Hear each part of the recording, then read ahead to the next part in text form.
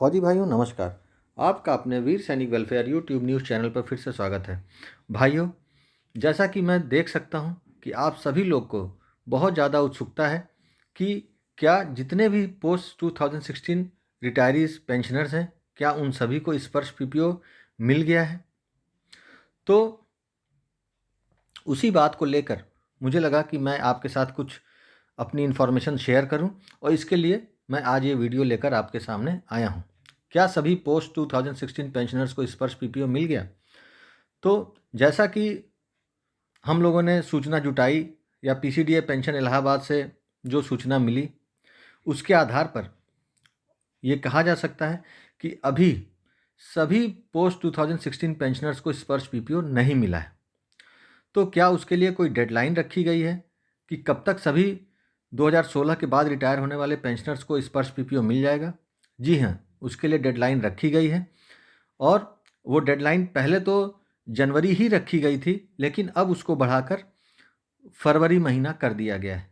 मतलब कि अगर फरवरी महीना ख़त्म होते होते कोशिश की जाएगी कि जितने भी पोस्ट 2016 रिटायरी पेंशनर्स हों, चाहे वो फौज के पेंशनर हों या डिफेंस सिविलियन पेंशनर हों, उन सभी के पीपीओज़ को स्पर्श पर माइग्रेट कर दिया जाएगा। अगर हम ये देखें कि आखिर क्या कारण है कि अधिसंख्य पेंशनर्स का तो पीपीओ स्पर्श पे चला गया या उनको स्पर्श पीपीओ मिल गया, लेकिन अभी कुछ फौजी भाई हों चाहे हमारे डिफेंस सिविलियन भाई हों, उनको स्पर्श पीपीओ नहीं मिला। तो मैं आपको बता देता हूं कि जो स्पर्श पीपीओ अलॉट करने का जो प्रोसेस है, उसमें बहुत सारी चीज़ें मिलाई जा रही हैं। पीसीडीए पेंशन इलाहाबाद और जो स्पर्श सिस्टम है, उन सभी के जो डेटाज़ हैं, जो पेंशनर्स के डेटाज़ हैं, उनको मैच किया जा रहा है और इसी प्रोसेस में टाइम लग रहा है।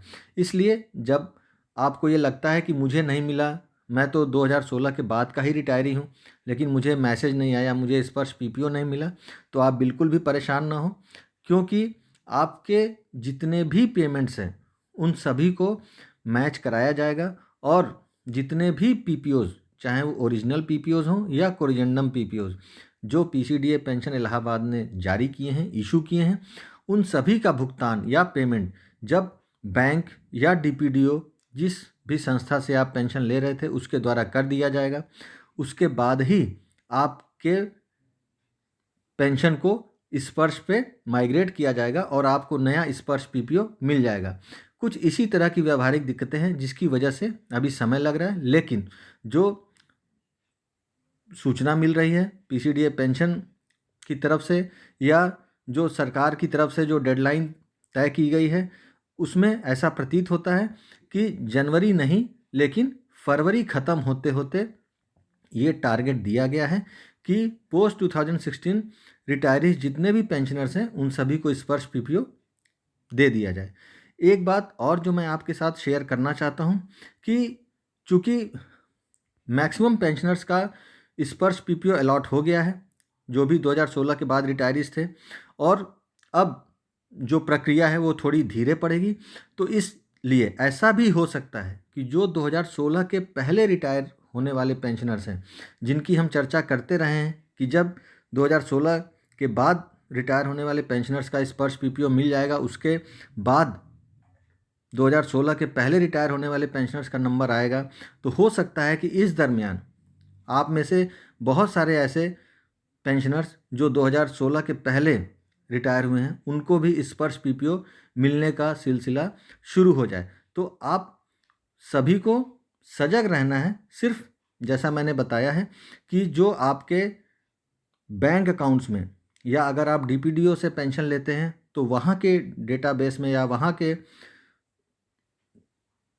आप कह सकते हैं कि डाटा में आपका जो मोबाइल नंबर है और अगर ईमेल नंबर है तो और अच्छी बात है, वो एक्टिव रखें, क्योंकि मैसेज आपको उसी पे आएंगे। और फिर भी अगर कोई दिक्कत होगी तो हम सब सामूहिक प्रयास करने के लिए हमेशा तैयार हैं।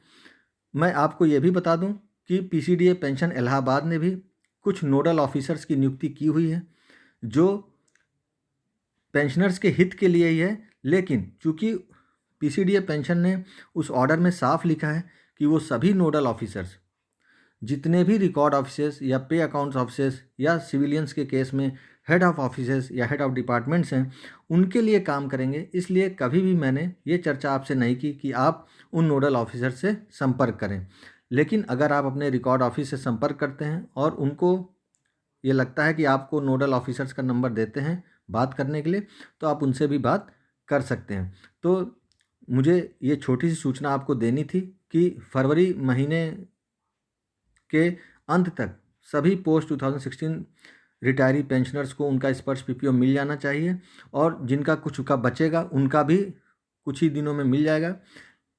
एक जो सबसे इम्पॉर्टेंट बात है वो यही कि आपको बिल्कुल भी परेशान नहीं होना है, क्योंकि आपको स्पर्श पीपीओ जब तक नहीं मिलता है या मिल भी जाता है तो आपकी पेंशन जो आ रही है, चाहे वो बैंक के थ्रू चाहे डीपीडीओ के थ्रू, उस पर कोई फ़र्क नहीं पड़ने वाला। मतलब आपकी पेंशन रुकने वाली नहीं है। इसलिए आप धैर्य से अपने बारी की प्रतीक्षा करें, और जब आपको मैसेज मिल जाए, स्पर्श पीपीओ अलॉट हो जाए, तो जो आपको गाइडलाइंस मिले और जो आपको सही लगें उनके अनुसार धीरे धीरे आप इस नए सिस्टम से अभ्यस्त हो जाएं।